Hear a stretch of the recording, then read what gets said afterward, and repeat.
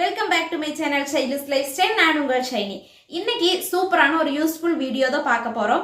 ரொம்ப நாளா செய்யலான்ட்டு இருந்தோம், ஆனா இப்பதான் டைம் கிடைச்சிருக்குது. சாம்பார் பொடி மேக்கிங் வீடியோ தான் பார்க்க போறோம். இது வந்து நாங்களே ஓனா செய்யறது இல்லை, நிறைய வீடியோஸ் பார்த்து ரெஃபரன்ஸ் பார்த்தோம். அதை வச்சுட்டு எங்களோட அளவுக்கு எப்படி செய்யறதுன்னு இந்த வீடியோவில் போய் பார்க்கலாம். கண்டிப்பா உங்களுக்கு யூஸ்ஃபுல்லா இருக்கும், உங்களோட ஃப்ரெண்ட்ஸ் அண்ட் ஃபேமிலிக்கு யூஸ்ஃபுல்லா இருக்கும்னு நினைக்கிறேன். வீடியோவை ஸ்கிப் பண்ணாம ஃபுல்லா பாருங்க. அப்பதான் நாங்க இதுல என்ன டிப்ஸ் சொல்றோம், அதுக்கு அப்புறம் என்னெல்லாம் பொருள் போடலாங்கிறது கண்டிப்பா உங்களுக்கு தெரியும். இதை நீங்களும் இதே மாதிரி மேக் பண்ணி பாருங்க, கண்டிப்பா ரொம்பவே நல்லா வரும். வாங்க இப்ப வீடியோக்குள்ள போலாம். இப்போதைக்கு வந்து நாங்க இந்த சின்ன கடாயில தான் செய்ய போறோம், ஏன்னா கம்மி குவான்டிட்டி தான் செய்ய போறோம். இதான் ஃபர்ஸ்ட் டைம் சாம்பார் பொடி வந்து நாங்க செய்ய போறோம்.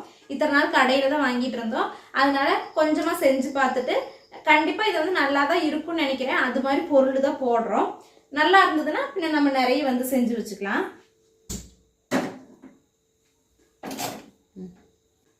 இங்க வந்துட்டு 10 பொருள் இருக்குது. இந்த 10 பொருளுமே வந்து ஒரே இதுல நம்ம ஃப்ரை பண்ணக்கூடாது.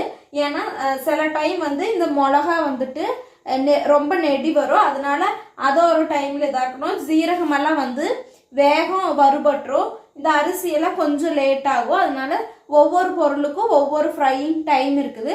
அது வந்துட்டு கரெக்டா 1 by 1 நம்ம எப்படி போட்டு ஃப்ரை பண்ணலான்னு பார்க்கலாம். கடாய் நல்லா சூடான உடனே அரிசி, இதை வந்து நம்ம சாதம் வைக்கிற சாதம் வைக்கிற அரிசி தான் போட்டிருக்கிறோம். கொஞ்ச நேரம் நல்லா ஹை ஃப்ளேம்ல வச்சுக்கலாம். கொஞ்ச நேரம் அது நல்லா பொரிஞ்சு வர டைம்ல லோ ஃப்ளேம்ல வச்சு வறுத்துக்கலாம்.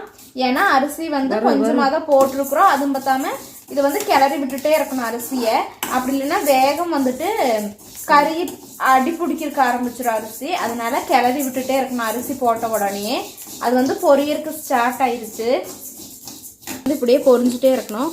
இதோட ஸ்டேஜ் எப்படி இருக்கணும்னு நான் கடைசியா வறுத்து கொட்டும் போது காமிக்கிறேன். ரொம்ப நாளாவே இந்த வீடியோ எடுத்து போடணும்னே நானும் அம்மாவும் நினைச்சிட்டே இருந்தோம். அம்மா சொன்னாங்க, நான் அளவெல்லாம் நான் சொல்றேன், நீ செய்ய, நான் வீடியோ எடுத்து தரேன். நாங்க இப்போ வந்து அம்மா தான் வீடியோ எடுத்துட்டு இருக்கிறாங்க. நான் வந்து அம்மா சொல்றது மாதிரியே அதோட அளவுலயே தான் செஞ்சுட்டு இருக்கிறேன். கண்டிப்பா உங்களுக்கு இது மாதிரி வீடியோஸ் பிடிச்சிருந்ததுன்னா மறக்காம கமெண்ட் பண்ணுங்க. இப்போ இதுதான் வந்து கடைசி ஸ்டேஜ். சாம்பார் தூளுக்கு வந்து இந்த அளவு மட்டும் பொரிஞ்சு வந்தா போதும் அரிசி. இது மாதிரி வந்து ஒரு உருளி எடுத்துக்கலாம், ஏன்னா நம்ம எல்லா பொருளுமே வறுத்து இதுல போடும்போது வேகம் ஆறிடும். அப்ப வந்து மிக்சியில அரைக்கிறதுக்கு கொஞ்சம் ஈஸியா இருக்கும், அதனால இது மாதிரி உருளி எடுத்துக்கிறோம்.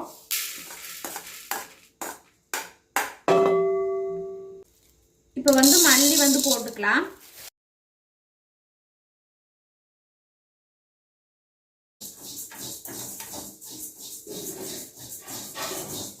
கொத்தமல்லி வந்து கொஞ்சம் சூடான போதும், ரொம்ப வந்து அது வறுக்க வேண்டாம், வறுத்தா ரொம்ப கரிஞ்சு போயிடும். ஒரு 2 மினிட்ஸ்க்கு மேல கொத்தமல்லி வந்து வறுக்கண்டா. தேர்ட் ஒன் பார்த்தீங்கன்னா வெள்ளை உளுந்து வந்து எடுத்துருக்குறோம். வெள்ளை உளுந்து வந்து ரொம்ப நேரம் வறுபடண்டா. உளுந்து வந்து வறுபடும் போது நல்ல ஒரு மனம் வரும். கோல்டன் ப்ரௌன் ஆன உடனே இதையும் வந்து நம்ம அந்த உருளியிலே ட்ரான்ஸ்ஃபர் பண்ணி வச்சுக்கலாம்.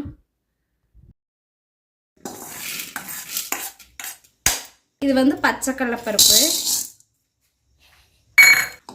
இது வந்து 4வது பொருள் இப்ப வறுக்கிறது. இதுவும் வந்து உளுந்தோட அதே நேரம் தான் எடுக்கும் வறுவறதுக்கு. இதுவும் ஓரளவுக்கு பொன்னிறமாயி அதோட வாசம் வரும்போது எடுத்து மாத்திரலாம். வந்து இந்த அளவு இது வறுபட்டா போது இதையும் டிரான்ஸ்ஃபர் பண்ணி வச்சுக்கலாம். இப்ப வந்து துவரம் பருப்பு போட்டுக்கலாம். நம்ம சாதாரண சாம்பாருக்கு போடுற பருப்பு தான். நாங்கள் இதெல்லாம் வந்து எதுவுமே அளவு வச்சு போடல, எல்லாமே ஒரு சம அளவு நமக்கு எவ்வளோ தேவையோ அந்த அளவு மட்டும் எடுத்துட்டு ஒரு இதுவும் அந்த அளவு கொஞ்சம் கொஞ்சமாக எடுத்து தான் நாங்கள் வறுத்துட்டு இருக்கிறோம். நிறையவெல்லாம் செய்யல.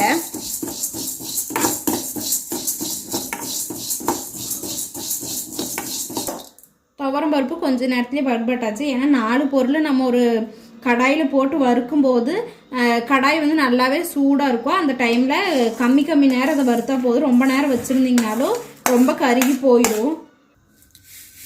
இப்போ வந்து இந்த அளவு மட்டும் வெந்தயம் வந்து சேர்த்திக்கலாம். வெந்தயம் வந்து கம்மியாக போட்டால் போதும். நிறைய போட்டோம்னா சாம்பார் வந்து ரொம்ப கசப்படிக்க தொடங்கிடும். வெந்தயம் வந்து இந்த அளவு போதும் நம்ம எடுத்துருக்கிற பொருளுக்கு. இதையும் வந்து இப்போ சேர்த்திக்கலாம். அதில் இதோட 6வது பொருளாச்சு. குருமிளகும் வந்து நம்ம தேவையான அளவு காரம் எவ்வளோ வேணுமோ அந்த அளவு நம்ம எடுத்துக்கலாம். ஏன்னா ஆல்ரெடி நம்ம மிளகா வந்து போட போகிறோம். அதனால் குருமிளகு தேவையான அளவு எடுத்துக்கலாம். குருமிளகெல்லாம் ஃப்ரை பண்ணும்போது கொஞ்சம் கேர்ஃபுல்லாகவே ஃப்ரை பண்ணணும். ஏன்னா கொஞ்சம் நெடி வர்ற மாதிரி இருக்கும். அப்படி இல்லைன்னா இது ரொம்ப பொரிஞ்சுக்கிட்டே இருக்கும். அதனால் குருமிளகு ஃப்ரை பண்ணும்போது சிம்மிலே வச்சு கொஞ்சம் கேர்ஃபுல்லாக ஃப்ரை பண்ணணும். இப்போ வந்து குருமிளகா வந்து ஃப்ரை பண்ணியாச்சு. இது வந்து இது கூட சேர்த்திக்கலாம். இப்போ இதோட 7வது பொருள் வந்து முடிஞ்சுது. இனி வந்து 3 பொருள் தான் இருக்குது ஃப்ரை பண்ணி கொட்டுறதுக்கு. இப்போ வந்து இந்த அளவு சீரகம் எடுத்துக்கலாம். சீரகமும் நிறைய போட்டோம்னா கசப்படிச்சிடும். அதனால் சீரகமும் அளவாக தான் எடுத்துருக்குறோம். வெந்தயத்தோட அளவு சீரகம் எடுத்தால் போதும். சீரகமும் வேகம் வந்து பொரிஞ்சிடும். ஏன்னா ரொம்ப நைஸாக இருக்கிறதுனால சீரகம் வேக பொரிஞ்சிடும். சீரகம் வந்து கடைசியாக இந்த கடாய் கொஞ்சம் எல்லா பொருளும் வறுத்துட்டு நல்லா சூடாகவே இருக்கும். அந்த டைமில் நம்ம பொரிச்சோம்னா வேக வறுபட்டுரும். ஏன்னா அதோட ஃப்ரையிங் டைம் வந்து அவ்வளவுதான். இப்போ வந்து 8வது பொருள் வந்து கொட்ட போகிறோம். இனி வந்து வரமிளகாயும் பெருங்காயத்தூள் மட்டும்தான் இருக்குது. பெருங்காயத்தூள் வந்து தூளாக இருக்கிறதுனால நாங்கள் அதை வந்து வறுக்கலை. சேர்த்திக்கலாம். கடைசியாக வரமிளகா சேர்த்துறதுக்கு காரணமே இது வந்து அதிக நேரம் ஃப்ரை பண்ணோம்னா ரொம்ப நெடி வந்துட்டே இருக்கும். ஒருக்கா நெடி வர தொடங்கிருச்சுனாலே ஆஃப் பண்ணிவிட்டு இது வந்து ட்ரான்ஸ்ஃபர் பண்ணி வச்சிடலாம்.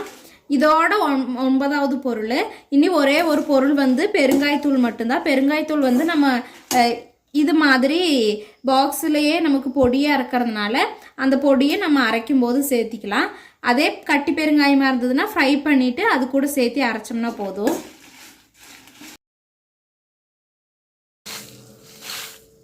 எல்லா பொருளையுமே நல்லா ஃப்ரை பண்ணிவிட்டு இந்த உருளையிலேயே வச்சு நல்லா ஆற வச்சிடலாம்.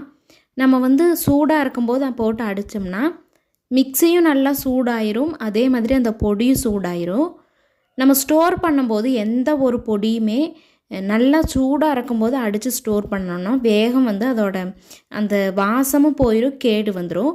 நல்லா ஆற வச்சுட்டு அதுக்கப்புறமா நம்ம எந்த பாட்டிலில் இருந்தாலும் ஸ்டோர் பண்ணிக்கலாம். ரொம்ப நாள் வந்து இது அப்படியே இருக்கும். மறக்காமல் ட்ரை பண்ணி பாருங்கள். இது மாதிரி இனியும் நிறைய யூஸ்ஃபுல் வீடியோக்காக நம்மளோட சேனலை மறக்காமல் சப்ஸ்கிரைப் பண்ணிவிட்டு அப்படியே பக்கத்தில் இருக்கிற பெல் பட்டனை கிளிக் பண்ணி ஆளுங்கிற ஆப்ஷனை செலக்ட் பண்ணி வச்சுக்கோங்க. இது மாதிரி நிறைய வீடியோஸ் கொடுக்கறதுக்கு ட்ரை பண்ணுறேன். தேங்க்ஸ் ஃபார் வாட்சிங். Bye bye.